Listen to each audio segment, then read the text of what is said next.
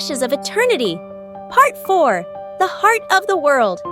The darkness was thick, not just the absence of light, a living substance we had to walk through. It didn't press, didn't frighten, it simply watched, as if nothingness itself was waiting to see what we would do next. Lyriel held my hand. Her fingers trembled. Every step echoed dully, as if we were walking inside the hollow shell of the world. "This is where it all began," she whispered. "I can feel it?" "Yes, the heart of time." Before us opened a hall, vast, endless, hundreds of arches, hundreds of doors, each leading to another moment, another life. Through the transparent walls flowed images, past cycles, infinite versions of us. Arin dying under the stars, Arin saving the world, Arin destroying it. "How many times has it all repeated?" Lyriel asked. "I think thousands." In the center of the hall stood a throne, not stone, not gold, woven from time itself. And upon it, not a person, not a god, a being made of light and shadow, its face shifting every second. The voice came from everywhere at once. "Welcome home, Arin the Eternal." I stepped closer. "So it's you? The creator of time?" "I am not a creator," the voice replied. "I am a mechanism. I preserve balance when worlds die. And us? What are we?" "An error." "An error?" The being rose. Its shape flickered with thousands of faces, men, women, children, everyone I had ever been. "You were meant to die, but you refused the end. To keep the structure from breaking, I created the circle. Repetition. Each time you die, and return, until you learn to let go."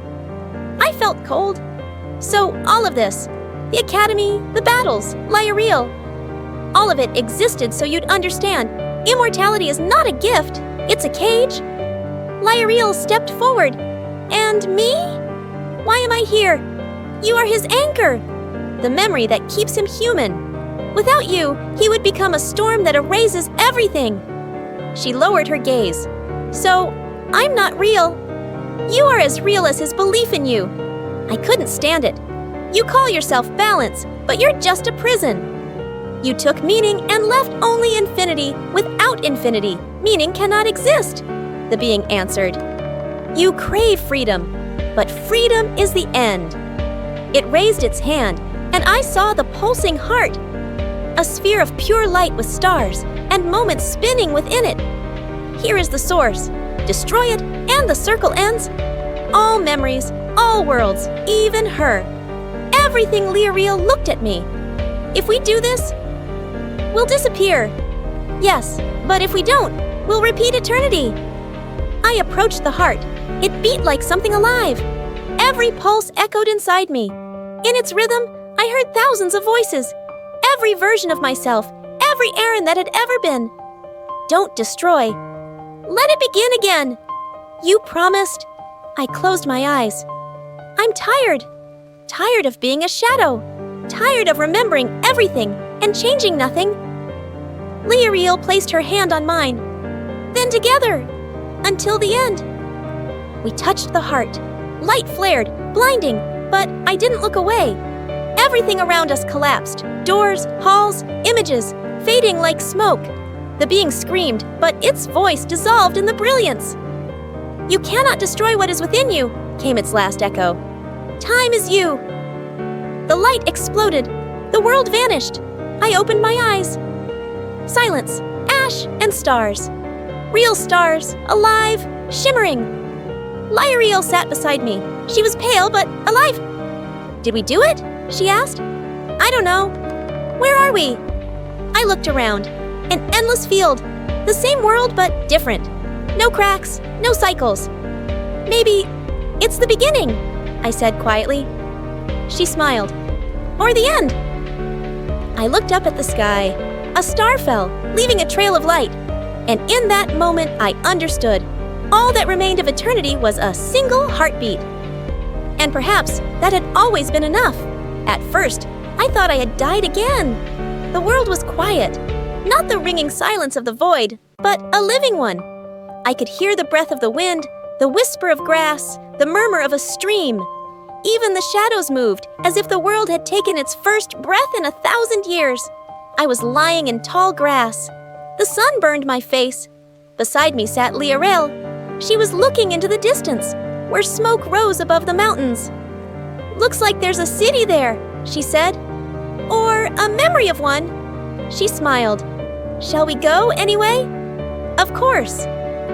We have nowhere else to return. The journey took 3 days. Along the road, we met people, real people, not those who repeated in endless cycles. These had wrinkles, weariness, fear, life. They asked who we were. I answered simply, travelers. No one knew about the rifts, about eternity, about the mechanism. Even magic was gone. Only traces remained. Ancient runes warped by time. Everything had begun anew. In the city, an old woman took us in. Her home smelled of bread and dust. "Are you from the northern lands?" she asked. "They say the sky fell there." I smiled faintly. "Something like that." Liarel helped her in the garden. I fixed the roof. For the first time in I don't know how many years, everything felt real. I didn't feel the loops, didn't hear the echo. Even the stars were silent at night. One night I woke up. In my dream, I saw the heart, shattered, its fragments drifting into the void, but in each one a spark of light remained. When I awoke, a faint shimmer lingered on my palm, a trace of time. I stepped outside. The city slept. The moon hung low, almost touching the rooftops. And then I heard a quiet voice. "You know, the circle never truly ends." I turned. At the far end of the street stood a boy, pale with silver eyes. In his pupils reflected the old sky, the one with cracks. "Who are you?" "A fragment," he said with a small smile. "When you shattered the heart, not everything vanished. Something remained. Remained where?" "In you." And in me, he stepped closer. "You gave the world a new life." "But the price is eternal memory." "Memory of what?" "That time always wants to return." I blinked, and the boy was gone. Only the stars flickered for a moment. In the morning, I told Liarel nothing. She laughed, baked bread, sang old songs I'd never heard before. She lived, and I didn't want to break that. But sometimes, when I saw the sun hang in the sky a second longer than it should, or a drop of water freeze mid-air before falling, I felt it, somewhere deep within, time was still watching, not with malice, not with hate, with curiosity. Like an artist ready to begin a new canvas. Many years passed. We built a house by the sea. Liarel grew rare flowers, and I wrote stories, not of wars and magic, but of people. One day she asked, "If it all repeats, what will you do?" I thought for a while. Probably the same. Only this time, I won't fight the beginning. She smiled. Then maybe, this time, it will work. I looked at the horizon. Waves crashed against the rocks. The sun slowly sank into the sea. And in its reflection, for just a moment, I saw a crack. Old, familiar, almost invisible. I didn't feel fear. I simply closed my eyes and said, "Let it be." And if eternity decides to begin again, I will wait. Because now I know the true power of the world lies not in eternity, but in a single moment. The night was quiet. The sea slept. There was no wind, yet the waves still whispered, as if telling themselves an old story. I woke to a strange sound, like someone knocking on the window. 3 times, softly but insistently. When I stepped outside, no one was there. Only moonlight and sand, and a small trail of footprints leading to the water. A boy stood by the shore, the same one. Silver eyes, light in his hair, a quiet voice. "You've returned," I said. He nodded. "I've been searching for where the end begins." "And what did you find?" "Nothing." He lifted his gaze. "You destroyed the heart, but its ashes still live in every shadow, in every moment." I am one of those fragments. I stayed silent. He stepped closer. "I can feel everything awakening again. The world wants to flow, but without a core, it doesn't know where to go." "And you want to become the new core?" "Maybe. Or maybe just understand why any of this must be." The moon reflected in his eyes, and for a moment, I saw the sky within them. The old one, cracked and burning.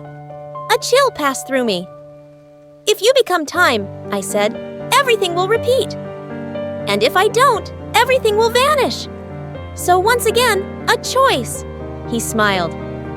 Isn't that the meaning of every world? The next morning, I told Leorel everything. She listened quietly for a long time. Do you think he's dangerous? She asked. No, he's young. He doesn't know who he is, like you once were. We decided to help him. We called him Kai, a short, simple name, unbound to the past. He lived with us by the sea. He didn't eat or sleep, but sometimes sat by the shore, watching the waves. Sometimes I caught his gaze and felt the air tremble. Time around him always moved a little slower. One day he asked, "Why do people fear the end?" I answered, "Because they think the end is darkness." Isn't it? No, it's just a door. The question is, do you want to walk through it again? He thought for a while. If I create time anew, will people remember you? No, but maybe they'll remember what it means to be alive. That's enough.